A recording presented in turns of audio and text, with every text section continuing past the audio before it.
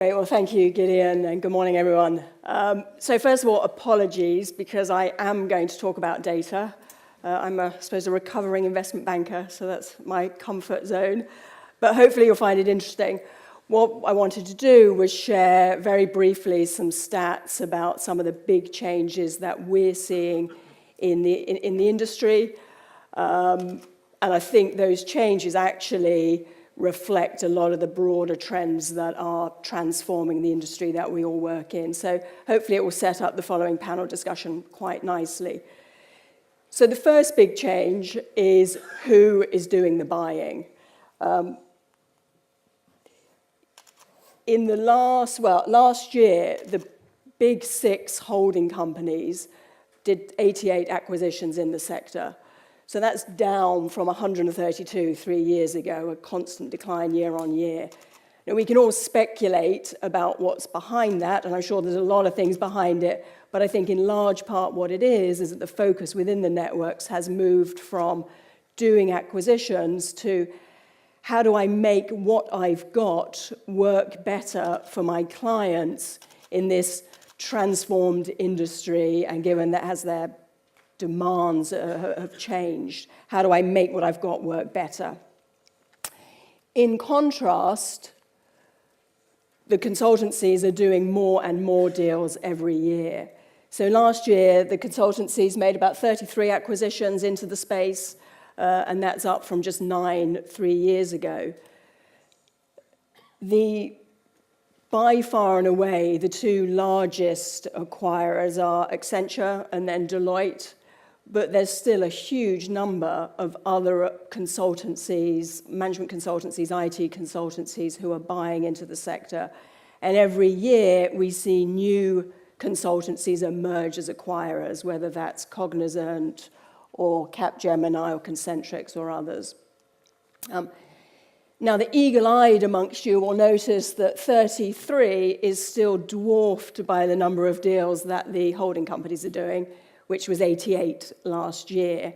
But I think don't let those numbers fool you into thinking that the consultancies aren't having a huge impact on the market. Because if you look at the companies that the consultancies are acquiring, and you see some of the logos here on the right-hand side of this slide, the consultancies are increasingly acquiring some of the largest independent agencies out there in the digital and creative space. And they're going head-to-head with the networks to acquire many of these companies. So the deals they are doing are getting larger. They're moving more and more into the sort of core heartland of where the marketing services companies play, and they're more and more game-changing.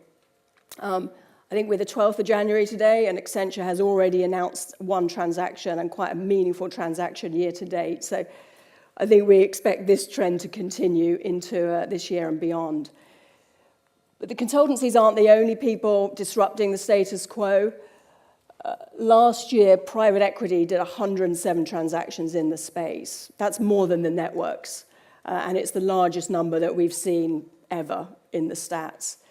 And they're doing that both directly, and they're doing it through some of the large companies that they own in the space, companies like Stagwell or Ansera or Red Ventures and others. And then you've got this large sort of other category here in blue, and that includes a long tail of other agencies, but it also includes publishers, it includes data companies, it includes software companies like Salesforce, who have been steadily acquiring digital services companies over the last couple of years. And this change in the ecosystem of acquirers, I think, reflects how the industry has evolved and how, as technology has changed the industry and how brands have to change the way that they engage with consumers, has opened the door to a whole number of other acquirers who've got different strengths that they can now bring to bear in the sector. So who is buying is changing, but also where they're buying is changing.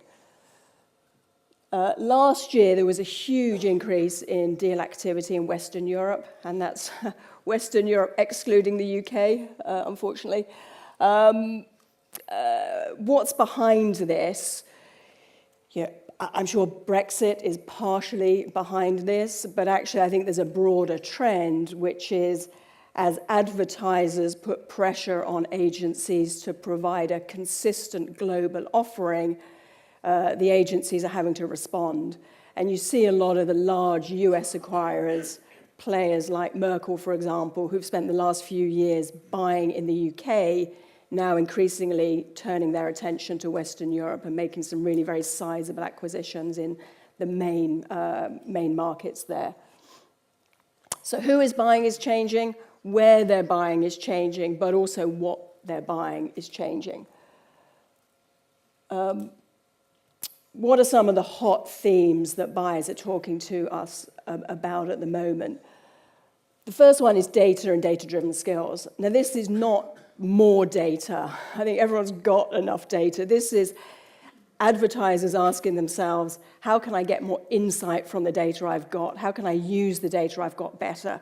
And how can I have more confidence in the data that I'm using? How can I measure better? Those are the questions that they're asking. Digital transformation, how do I engage, how do I change the way customers experience my brand from start to finish across the customer journey?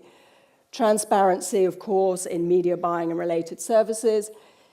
And this one, the convergence of digital and physical environments. I think this is going to be a really hot theme going forward for the next couple of years. It's brands asking themselves, how can I make sure that my consumers have the same experience in store or in the call center or in branch as they're getting online? And how do I join up that customer journey? Because increasingly, actually, we all get a much better experience online than we get in store or in branch. And finally, content. Content has been and continues to be a really hot area. How do I create more real-time content, more engaging content in a world where we're all skipping ads, as Niels just talked about? So that's a really quick run through some of the stats. I'm going to stop there because I'm conscious that I'm sort of standing between you and hearing from the real experts. So I'll let you hear from them now, and hopefully they won't contradict too much of what I've said. Thank you very much. Great. So thank you.